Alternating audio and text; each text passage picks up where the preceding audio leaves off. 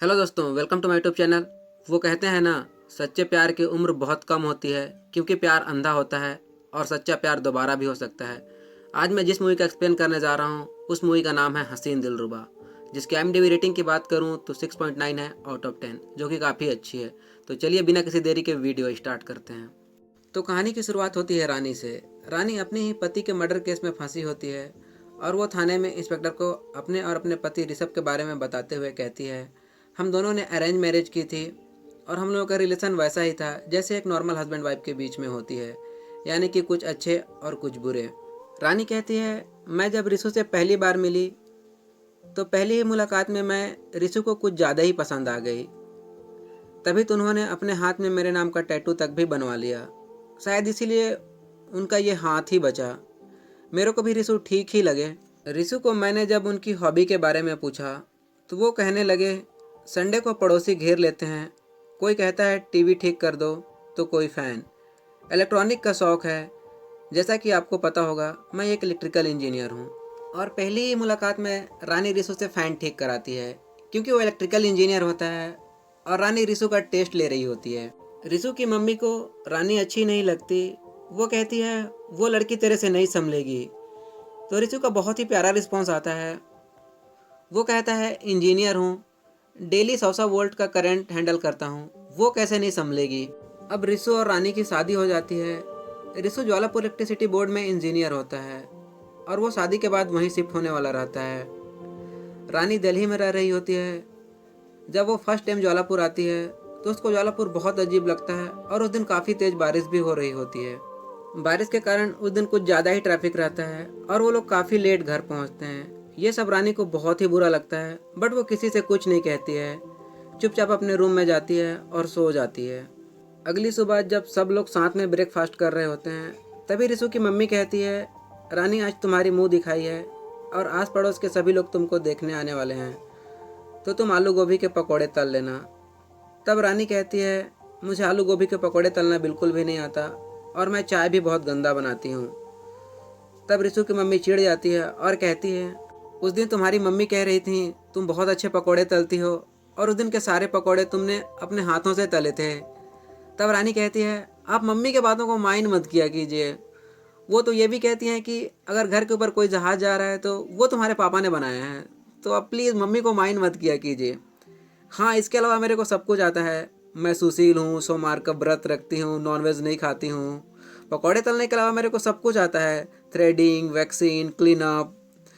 तब रिशु की मम्मी कहती है, हम लोगों को बहू चाहिए था, ब्यूटी पार्लर उठा के ले आए। रात में रानी रिशु से पूछती है, आपने कभी पहले कोई लड़की देखी थी शादी के लिए, भले ही उतनी पसंद ना आई हो। तब रिशु कहता है, मीना नाम की लड़की से मिला था, बहुत सुंदर थी।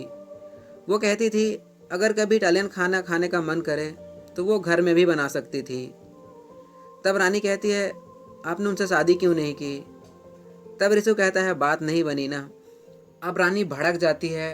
जब घर बैठे बिना मेहनत, बिना डेट किए, बिना घुमाए फिराए, बिना पापड़ बेले आसानी से सुंदर और हॉट लड़की मिल जाए, उसकी कोई वैल्यू नहीं है। यही प्रॉब्लम है अरेंज मैरिज की। लव मैरिज में मेहनत करनी पड़ती है ना, अरेंज मैरिज में तो पकी पुकाए लड़की मिल जाए और ऊपर से वो तुम्हारे लिए पकौड़े तले। मेरे को नहीं तलना पकौड़े।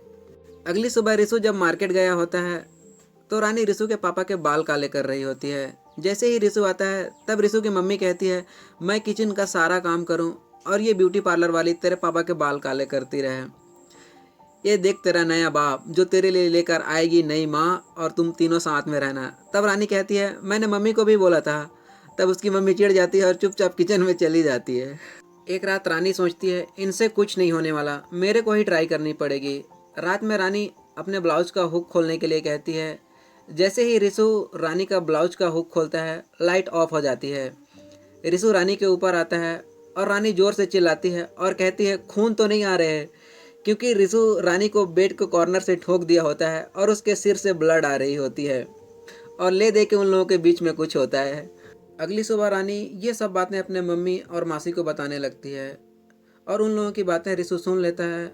रिशु को बहुत बुरा लगता है, चुपचाप वहाँ से चला जाता है और अपने फ्रेंड अफजर के पास जाके कहता है, रानी हम लोगों की प्राइवेट बातें अपने फैमिली में बताती है।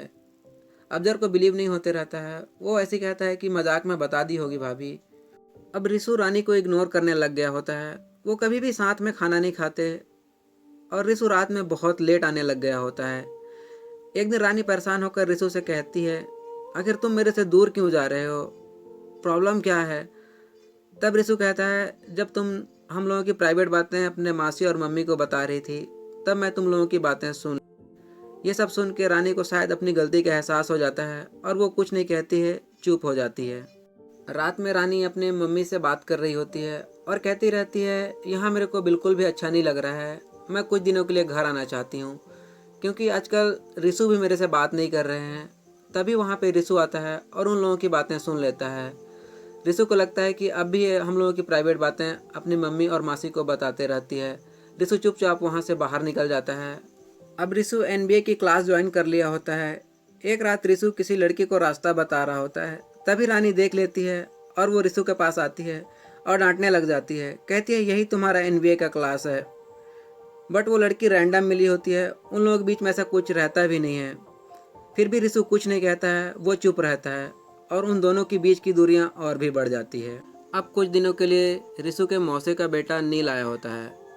वो टूरिस्टों को राफ्टिंग कराता है और वो कुछ दिनों के लिए रिसु लोगों के साथ ही रुकने वाला रहता है। एक दिन रानी भी राफ्टिंग के लिए जाती है और वो राफ्टिंग के दौरान नदी में गिर जाती है। तब उसे नील बचाता है और वो दोनों एक दूसरे के करीब आने लग जाते हैं। वो कहते हैं ना, किसी नॉर्मल लड़की को पटाने में जितना टाइम लगता है उससे आधे से भी कम टाइम में किसी दिल टूटे हुए लड़की को पटा सकते हैं। और उन दोनों के बीच में वो सब कुछ होता है जो एक नॉर्मल हस्बैंड वाइफ के बीच में होता है। अब रानी भी नील को पसंद करने लग जाती है। अब रानी पूरी तरह बदल गई होती है। वो किचन में कभी नहीं घुसती थी, अब वो किचन में जाने लग गई थी। यहाँ तक कि वो नॉनवेज भी बनाने लग गई थी और ये सब कुछ वो नील के लिए कर रही थी। एक रात रिसु डिनर कर रहा होता है। वो मीट देख के कहता है, रानी आप बहुत कोशिश कर रही हैं। असल बात यह है कि आप इतने खूबसूरत हैं कि आपके सामने मैं नर्वस हो जाता हूँ।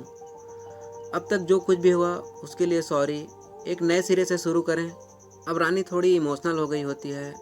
वो कहती है, ये मीट मैंने नील के लिए बनाया था, प्यार करने लगी थी उससे, उसी के साथ रहना चाहती थी पर धोखा देके भाग गया। रिसु कुछ नहीं कहता। शायद सच्चे प्यार का मतलब उसकी खुशी में ही अपनी खुशी होती है। बस वो इतना कहता है, मीट बहुत अच्छा बना था। रिसु रात भर नील के बारे में सोचता है और सुबह होते ही नील के घर चला जाता है। वो एक स्क्रू ड्राइवर लेता है और नील के ऊपर वार करता है, बट नील बच जाता है और वो रिसु को बहुत ज़्यादा मार देता है। इतना मार खाने के बाद भी रिसु वहाँ से कहीं नहीं जाता, वो वहीं पे बैठा रहता है। अब नील को भी अपने भैया रिसु पे तरस आती है और वो उनके पास जाता है। कहता है, हो गई गलती, अट्रैक्शन था, बट भैया आपकी भी गलती है। अगर आप संबंध बना लेते तो हम बीच में कैसे आते। हंसने लगता है और कहता है, बट आप संबंध बना कैसे नहीं पाए भैया। रिसु कहता है, मैं चूतिया हूँ जो उनका रेशमी जिस्म जीतने के बजाय उनका दिल जीतने में लग गए। और तुमने भी सोचा सीधे साधे रिसु भैया हैं, उनके पत्नी के साथ कुछ भी करो ये थोड़े ना कुछ बोलेंगे। रिसु रोने लगता है और इतना कहता है, उसे लेके क्यों नहीं आए, हम तीनों में से शायद तुम दोनों ही खुश रह पाते। रिसु को ऐसी हालत में देख के रानी कहती है, कहाँ थे इतनी देर। तब रिसु कहता है, नील से पिट के आ रहा हूँ क्योंकि वो तुम्हें छोड़ के चला गया, शायद तुम दोनों ही खुश रहते। रानी रिसु के पास आती है और रिसु के सिर में हाथ फेरने वाली रहती है, लेकिन रिसु उसे दूर जाने के लिए कहता है। रिसु के आंख से आंसू आ रही होती है और वो कहता है, तुमसे मैंने इतना प्यार किया ना रानी कि तुम्हारे बिना रह नहीं सकता था मैं, लेकिन अब तुम्हारे साथ भी नहीं रह सकता। भलाई इसी में है, तुम चली जाओ क्योंकि मेरा मन करता है मैं तुम्हारा गला घोंट दूँ। तुम दूर चली जाओ रानी, नहीं तो मैं तुम्हें मार दूंगा। अगली सुबह रानी अपना सामान पैक करती है और स्टेशन तक छोड़ने के लिए कहती है, बट रिसु कहता है, तुम खुद चली जाओ। सच्चा प्यार और धोखा कभी भी किसी से नहीं छुपती है।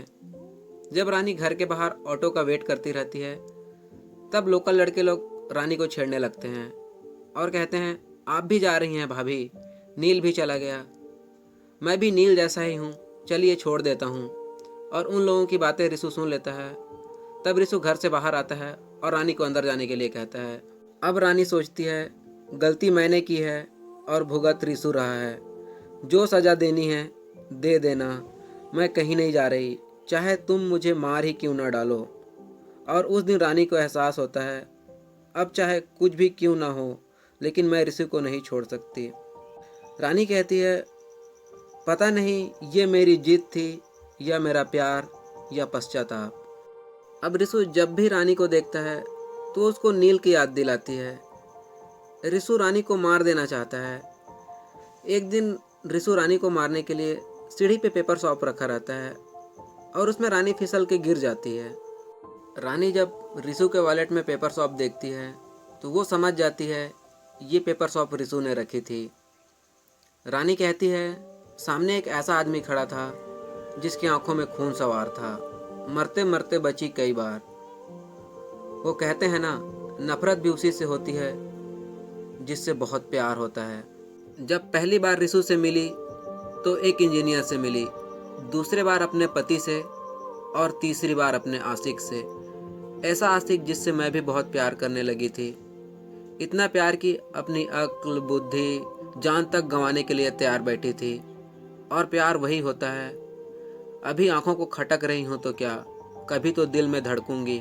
नेक्स्ट टाइम रानी जब किचन में जाती है, जैसे ही वो गैस ऑन करती है और गैस से वो जल जाती है। जब रानी गैस से जलती है तो उसको तड़पते हुए देख रिसु मन ही मन बहुत खुश होते रहता है। रानी को पता रहता है कि ये सब भी रिसु ने ही किया है, लेकिन वो रिसु से कभी कहती ही नहीं। इतना सब कुछ सुनने के बाद इंस्पेक्टर कहता है, तुम्हारा डेड हस्बैंड तुमको मारने वाला था और तुमने एक भी कंप्लेन नहीं लिखवाई, यहाँ तक कि तुमने अपने घर वालों को भी नहीं बताई। तो रानी कहती है, हाँ, मैंने किसी को नहीं बताई। वो कहती है, जब गलती मैंने की है तो सज़ा भी मेरे को ही मिलनी चाहिए, क्योंकि अब सब कुछ पता चल गया था कि ये खून रानी ने की है। तो इंस्पेक्टर कहता है, आप खुद पागल हैं या हमें पागल बना रही हैं। तब रानी कहती है, पागलपन की हद से ना गुजरे वो प्यार ही कैसा। अमर प्रेम वही है जिसमें खून के हल्के हल्के छींटे हों, ताकि उसे किसी की बुरी नज़र ना लगे। अब इंस्पेक्टर गुस्से में आ जाता है और कहता है, आप ऑफिशियल बयान दे रही हैं कि आपके डेड हस्बैंड आपको मारना चाहते थे, फिर आपने क्या किया। तब रानी कहती है, इंतजार। रिसु अपने फ्रेंड अफजर के साथ शराब पी रहा होता है और रिसु को काफ़ी नशा हो गया होता है। तभी वहाँ पे रानी आती है और रिसु को खाना खाने के लिए कहती है। तब रिसु अपने फ्रेंड अफजर को बताते हुए कहता है, तुमने वो कहानी सुनी है बे, राजा वाली, जिसमें एक राजा होता है जो भरी बाजार में ऐसे सीना चौड़ी करके इतराते हुए मखमल का शॉल ओढ़े घूमते रहता है। तभी पीछे से एक बच्चा चिल्लाता है, अबे राजा तो नंगा घूम रहा है, वही हालत है मेरी। तब अफजर कहता है, मैं समझा नहीं। रिसु कहता है, समझोगे बे, समझोगे। मेरी जो स्थिति है वो राजा जैसी ही है। नंगा हूँ बे मैं, नंगा। पूरा ज्वालापुर जानता है मेरी बीवी ने मुझसे नहीं, मेरे मौसेरे भाई से प्यार किया। अफजर को ये बहुत बुरा लगता है। वो कहता है, तेरे को बहुत नशा हो गई है, जा तू खाना खा, कल बात करते हैं। रानी चिल्लाते हुए कहती है, मुझसे बात करो, सज़ा तो तुम दे ही रहे हो, तुम अब लड़ लो, चिल्ला लो, चीख लो। रिसु कहता है, क्यों, किस लिए। रानी कहती है, तो ऐसे मुस्कुराते रहोगे। तब रिसु के आंख से आंसू आती है और कहता है, और किस लायक छोड़ा रानी जी। अब रानी भी थक गई होती है। छत के मुंडेर पे खड़ी होकर कहती है, दे दो धक्का, पल पल मरने से अच्छा है एक ही पल में मुक्ति। पहली बार रानी आज फूट फूट के रोने लगती है। सहमती हुई कहती है, तुम बहुत अच्छे हो, तुम बहुत अच्छे हो। अगर तुम्हारे दिल में मेरे लिए इतना सा भी प्यार होगा तो वो भी काफ़ी है। तुमने मुझसे इतना प्यार किया और मैं तुम्हें छोड़ के नील के पास चली गई। सॉरी, मुझे माफ़ कर दो। सोच के भी मुझे अपने आप पे घिन आती है। सॉरी रिसु। अब दोनों एक दूसरे के गले मिलते हैं। रिसु रोते हुए कहता है, रानी, हमारे जैसे शरीफ लोग न दिखाई देते हैं न सुनाई देते हैं। हाँ, घर का पंखा कूलर ठीक कराना हो तो बुला लेते हैं, मेरे को हीरो नहीं बनना रानी। तब रानी कहती है, मुझे हीरो नहीं चाहिए, मुझे रिसु चाहिए, मुझे सिर्फ तुम चाहिए। क्या हम दोबारा शुरू से शुरू नहीं कर सकते। सच्चे प्यार की उम्र बहुत कम होती है क्योंकि प्यार अंधा होता है और सच्चा प्यार दोबारा भी हो सकता है। एक दिन रानी घर में अकेली होती है, तभी उसके पास नील आता है और वो दोनों बात करने लग जाते हैं। तभी वहाँ पे रिसु आ जाता है और उन लोगों को बात करते हुए देख लेता है। अब नील कुछ भी नहीं छिपाता है, अपने भैया रिसु को सब कुछ बता देता है। वो कहता है एक्चुअली मुझे भाभी ने कॉल करके बुलाया है। तब रिसु रानी को बाहर जाने के लिए कहता है, हम लोगों को कुछ पर्सनल बात करनी है। तब रानी डरते हुए मार्केट चली जाती है। जब रानी मार्केट से आती है तब उसके घर में एक बहुत जोर का धमाका होता है और उस धमाके में रिसु की पूरी बॉडी जल जाती है और उसका वो हाथ ही बचता है जिसमें रानी के नाम का टैटू बना होता है। शायद यही प्यार है, तभी तो पूरी बॉडी जल जाती है और बस वही हाथ बचता है जिसमें रानी के नाम का टैटू बना होता है। अब पुलिस वाले रानी से यही पूछते हैं, बता तेरा लवर कहाँ है जिसके साथ मिलकर तुमने अपने ही पति को मार डाला, जो तेरे से इतना प्यार करता था, यहाँ तक कि तेरे नाम का अपने हाथ में टैटू तक बनवा लिया था। शायद इसीलिए वो हाथ ही बचा है, वो तो बच नहीं पाया। अब रानी का लाई डिटेक्टर टेस्ट होने वाला होता है। अब शायद रानी को भी पता चल गया होता है कि वो अब नहीं बच पाएगी। तभी उसने अपने शूज़ में एक कील घुसा ली होती है जिससे उसको बहुत दर्द होते रहता है। जब वो लाई डिटेक्टर टेस्ट में बैठती है तब उसकी हार्ट बीट पहले से बहुत बड़ी होती है और मशीन कुछ भी पकड़ नहीं पाती। रानी के खिलाफ कोई सबूत और गवाह ना मिलने के कारण वह छूट जाती है। सभी पुलिस वाले रानी को देख के दंग रह जाते हैं। वो कहते हैं ऐसा क्राइम हमने आज तक नहीं देखा जो लाई डिटेक्टर टेस्ट को भी धोखा दे दे। अब रानी वहाँ से चली जाती है। केस फाइल भी बंद हो जाती है। जो इस केस के इंस्पेक्टर होते हैं उन्होंने इस केस को दिल पे ले लिया होता है। वो कहते हैं इतना सब कुछ होने के बाद कोई कैसे बच सकता है। अब मूवी में हमें आगे दिखाया जाता है जिसमें रिसु कहते रहता है, अगर लोगों की नज़र से देखो तो रानी एक लंबी बहस है जिसमें मेरे लिए इल्ज़ाम है, अपमान है, पर मुझे ये बहस करनी है ज़िंदगी भर। और सच कहूँ तो ज़िंदगी के हर वो बहस उसी के साथ करनी है, क्योंकि मैं जो कुछ भी उसके साथ किया बहुत गलत किया, फिर भी वो मेरे साथ रही। आज मैं रानी के लिए कुछ भी कर सकता हूँ, यहाँ तक मर भी सकता हूँ और मार भी। अब मूवी में हमें फ्लैशबैक में दिखाया जाता है उस दिन रानी घर में अकेली रहती है। तब उसके पास नील आता है और वो रानी को ब्लैकमेल करने लगता है। वो कहता है मैंने तुम्हारे साथ जो कुछ भी किया है उसका वीडियो है मेरे पास, बोलो तो नेट पे डाल देता हूँ। रानी डर जाती है और उन लोगों की बातें रिसु सुन लेता है। रिसु वहाँ पे आता है और नील को ये सब करने के लिए मना करता है, बट नील नहीं मानता है। रिसु तवा उठाता है और नील के सिर पे मारता है, बट नील को कुछ भी नहीं होता है। वो रिसु को पकड़ के दरवाजे पे फेंकता है और उसको मारने लगता है। रिसु को जान से मारने ही वाला होता है। तभी रानी नील के सिर पे वार करती है और नील मर जाता है। अब दोनों डर जाते हैं। रानी कहती है पुलिस को बुलाते हैं। तब रिसु कहता है तुम इस कमीने के लिए जेल नहीं जाओगी। इतना सब कुछ होने के बाद आज सब कुछ ठीक हुआ है। रिसु कहता है हर मर्डर सीन में मर्डर छिपाने का टाइम मिलता है, अब कुछ नहीं होगा रानी, मैं जो बोल रहा हूँ तुम वैसी करती जाओ। रिसु रानी को बर्फ लाने के लिए कहता है, लेकिन रानी के हाथ पैर कांप रहे होते हैं, वो कुछ नहीं कर पा रही होती है। रिसु एक हथियार लेता है और नील का हाथ काट देता है।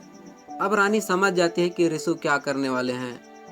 रानी की आंख से आंसू रुक ही नहीं रही होती है, वो बस रिसु को देखती रहती है। रिसु बर्फ की बाल्टी से अपना हाथ निकालता है और रानी को काटने के लिए कहता है, बट रानी काट नहीं पाती। रिसु अपने ही हाथ से अपना हाथ काट लेता है जिसमें रानी का टैटू बना होता है। आज रानी को अपने आंखों पे विश्वास नहीं हो रहा होता कि रिसु मेरे से इतना प्यार करते हैं, जो मेरे लिए मरने तक को तैयार हैं। अगर हाँ यही प्यार है तो मैं तुम्हारे लिए पूरी दुनिया से लड़ूंगी और जीतूंगी। अब रानी पुलिस स्टेशन से सीधा रिसु के पास आती है और कहती है ये तुम्हारा प्यार ही था जिसके सहारे मैं पूरी दुनिया से लड़ी और जीती भी। पागलपन की हद से ना गुजरे तो वो प्यार कैसा, होश में तो रिश्ते निभाए जाते हैं। आई होप ये स्टोरी आप लोगों को अच्छी लगी होगी। Thank you.